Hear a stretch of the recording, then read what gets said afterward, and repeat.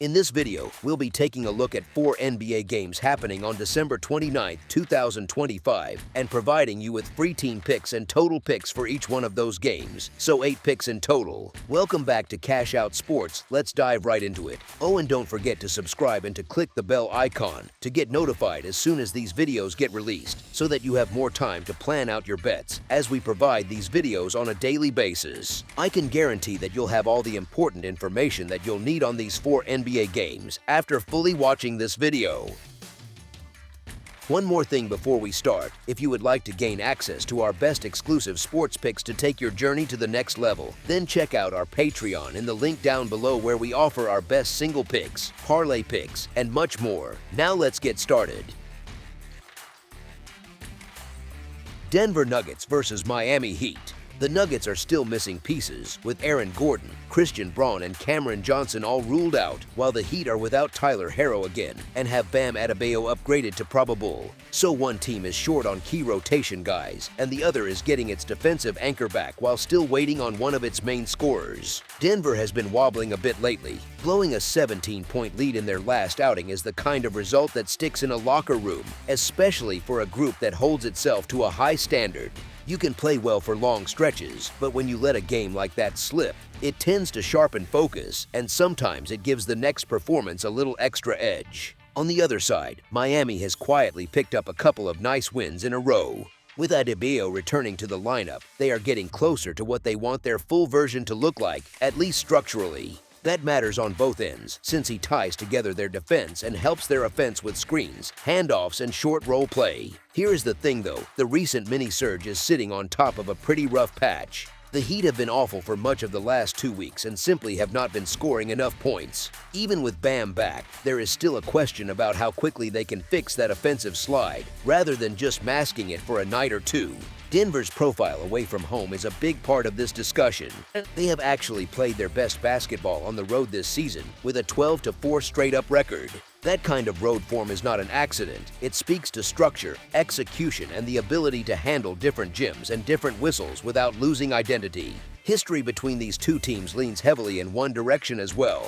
The Nuggets have won 8 straight games against the Heat. That run includes a 10-point victory back in early November, which is a recent reminder of the matchup gap. It has been 1,090 days since Miami last beat Denver, at least according to the original note. And while that exact number might be a bit theatrical, the basic idea is clear. This has been a one-way matchup for a long stretch, with Miami still needing to prove it can both score enough and sustain its recent form against a team that has handled this matchup repeatedly. The burden of proof sits more on the home side than on Denver. And until the Heat actually show they can break that pattern on the floor, it is hard to fully trust the small number leaning their way. As our first pick for this matchup, the Denver Nuggets to win and cover the spread as favorites is our full game side pick. The Nuggets are averaging 125.2 points on 51.5% shooting, which is an elite combination of volume and efficiency. They are allowing 116.6 points on 47% shooting, so their defense is not shutting the door, but it is also not completely collapsing. From beyond the arc, Denver is hitting 40.6%, which is a serious weapon. When a team shoots like that from 3, it can stretch defenses to the breaking point and create open lanes and easy reads. They are also at 82% from the free throw line, which means trips to the stripe almost always cash in. On the glass, they are grabbing 44.1 rebounds per game, which helps control possessions and keep opponents from piling up easy second chance buckets. Miami's numbers show plenty of capability on paper too. The Heat are averaging 119.2 points on 47% shooting and allowing 117.6 points on 45.2% shooting. So there is a solid offensive baseline and a defense that, at least by the field goal percentage allowed, can still bother teams when it is locked in. From deep, Miami is shooting 36.7%, which is comfortably above average and good enough to punish soft coverage. They are hitting 78.2% from the free throw line, so they are not wasting many chances there either. On the boards, they are pulling down 45.4 rebounds per game, slightly edging Denver, which suggests both sides can compete physically and limit one another to mostly single possessions. Now, the twist is that the recent narrative for Miami has not matched those season-long scoring averages. The Heat have, as the earlier angle notes, been awful for much of the last 2 weeks and are not putting enough points on the board. So while the numbers say they can play in higher scoring games, the current version has struggled to tap into that offensive ceiling consistently. When both teams rebound well, hit free throws at a solid clip and know each other's tendencies from repeated meetings, games can quietly slow down. You get more half-court possessions, more chess moves, fewer easy transition runouts, and margins that depend on execution rather than pure pace. In that sort of setting, even very capable offenses can end up producing totals that land below what their season averages might suggest. So while the raw shooting splits scream offense, the combination of Miami's recent scoring issues, the strength on the glass from both sides, and the familiarity between these teams points more toward a contest that plays slightly tighter and more controlled than a full-blown shootout. As our second pick for this matchup, under the projected total is our full game total pick.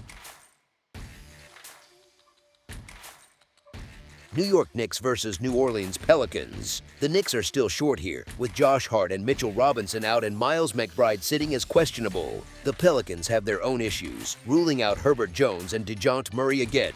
Given how hot the Knicks have been, it always made sense for them to open as big favorites in this matchup. They have stacked regular season wins, and that kind of run naturally earns market respect. They are sitting at 20-12 against the spread, which is the type of record that keeps people backing them almost on autopilot. Still, there are some cracks if you look a little closer. New York already has 7 road losses, so they are not untouchable away from home. The injury report is not pretty either, and losing Hart in particular chips away at some of the dirty work that makes their style hum. On the Pelicans side, the box scores say 3 straight losses, but the actual level of play has been some of their best over the past couple of weeks. They have been competing, even if the final scores have not broken their way. They are also a profitable 18-13-2 against the spread, which tells you they have been fighting inside spreads and rewarding anyone willing to back them. There is also a bit of a scheduling quirk. With the Spurs on deck, this sets up as a classic look-ahead spot for the Knicks, even if nobody in the locker room will say it out loud.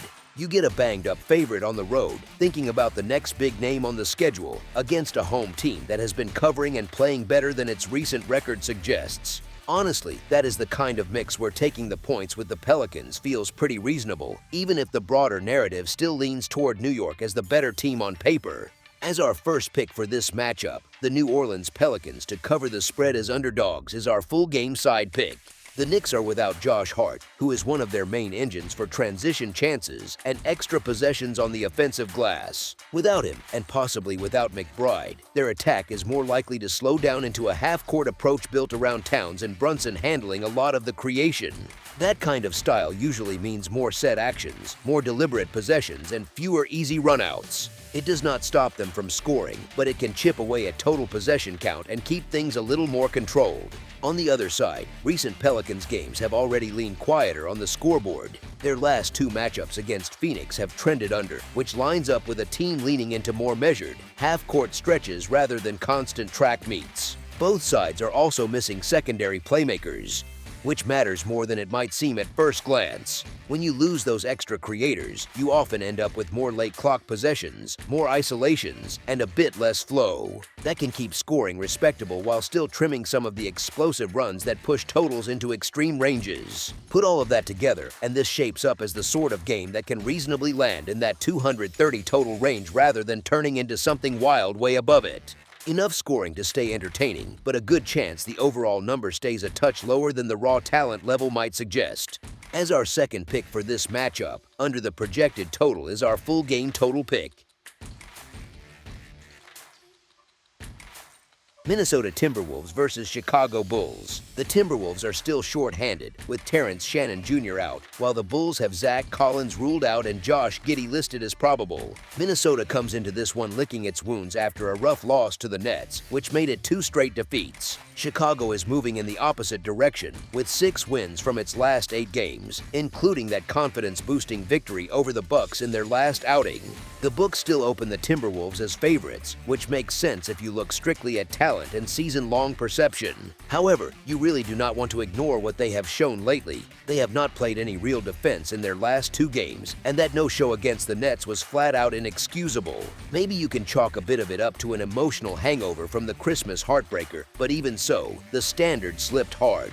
There is also that long-standing feeling that this Minnesota group tends to play with its food a little. You see the flashes of a high ceiling, then long stretches where the focus drops and opponents hang around. That shows up in their record against the spread, sitting at 12-20 against the spread on the season, which is not what you expect from a supposedly top-tier team. The Bulls, on the other hand, have been playing genuinely good basketball over the last week or so. The recent surge has not just been about luck. They have flashed real scoring punch and looked far more confident in their offensive sets. When a team finds that rhythm and starts stacking wins, it usually carries over for a bit, especially when they are catching points instead of laying them. So you have a favorite that has been leaky on defense and unreliable against the number, facing an underdog that is in form and scoring well. In that kind of setup, it feels very reasonable to take the Bulls with the cushion and trust their current form more than Minnesota's reputation. As our first pick for this matchup, the Chicago Bulls to cover the spread as underdogs is our full game side pick. The Timberwolves are averaging 118.5 points on 47.6% shooting and allowing 113.5 points on 45.5% shooting. They are knocking down 37% from beyond the arc and hitting 75.9% from the free throw line.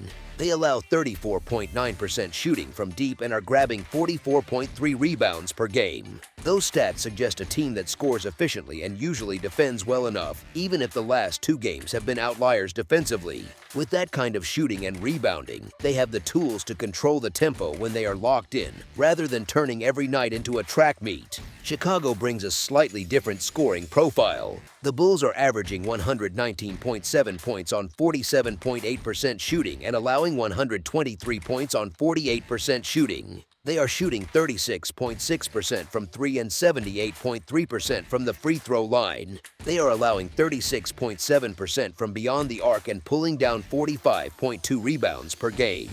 On the surface, those defensive numbers, especially the 123 points allowed, make it easy to expect a game that simply flies over. But when both teams rebound this well and shoot solid percentages from the line, you can also get a lot of half-court basketball, with fewer empty trips and fewer wild second-chance runs. Cleaned-up defensive effort from Minnesota alone, after getting called out for back-to-back bad showings, can naturally tug a total back toward a more reasonable middle range. You end up with 2 capable offenses, sure, but also with enough strength on the glass and enough incentive for one side to re-establish its defensive identity.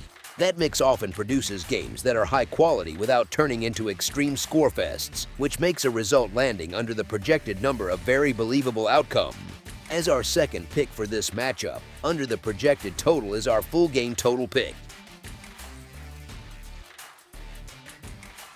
Atlanta Hawks versus Oklahoma City Thunder. The Hawks are still short, with Kristaps Porzingis out and Trae Young sitting on the questionable list. On the other side, the Thunder are ruling out Jalen Williams, Nikola Topic, and Ousmane Dieng. Atlanta was really struggling even before that narrow loss to the red-hot Knicks, so it is no shock they are priced as massive underdogs against a Thunder team that had been cruising most of the season. The twist is that this is the first real wobble we have seen from OKC. Their recent level is not quite as clean as it was a few weeks ago. Just when it looked like the Thunder were finally getting healthy, they saw Mitchell, Hartenstein, and Joe leave the game against the 76ers, and on the second leg of a back-to-back, there is a real chance they are down several rotation pieces again. Even so, the number on this game shows you exactly what the market thinks of the Hawks right now. Atlanta has been flat-out bad over the last few weeks, and with the possibility of being without both Porzingis and Young, their ceiling drops even further. So you are stuck looking at a heavy line, a limping favorite, and an underdog that has not done much to earn trust. In a setup like that, the logic ends up being pretty simple. Even with their own injury issues, you back the better team and accept the ridiculous number rather than talking yourself into a side that has not shown real signs of life. As our first pick for this matchup, the Oklahoma City Thunder to win and cover the spread as favorites is our full game side pick.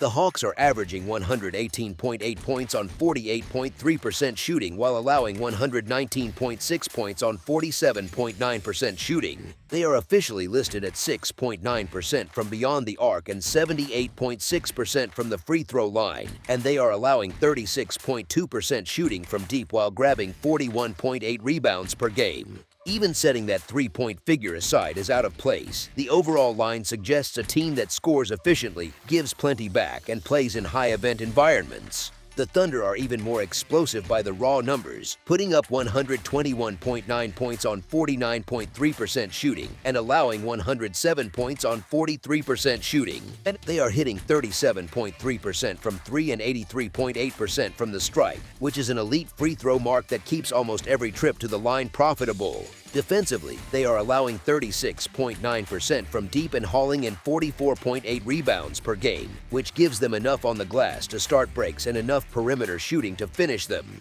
When you blend those profiles, you get one team that regularly lives in the high 100 teens on both sides, and another that scores at a top shelf rate with strong shooting splits and a big free throw edge. That usually leads to long stretches of up and down basketball, quick runs, and a scoreboard that rarely sits still. Even if fatigue trims a possession or two off the pace for OKC, the combination of efficient shooting, foul shooting, and weak recent defense from Atlanta points toward a matchup that very reasonably plays into a higher scoring range rather than a grindy, low-total slog. As our second pick for this matchup, over the projected total is our full game total pick.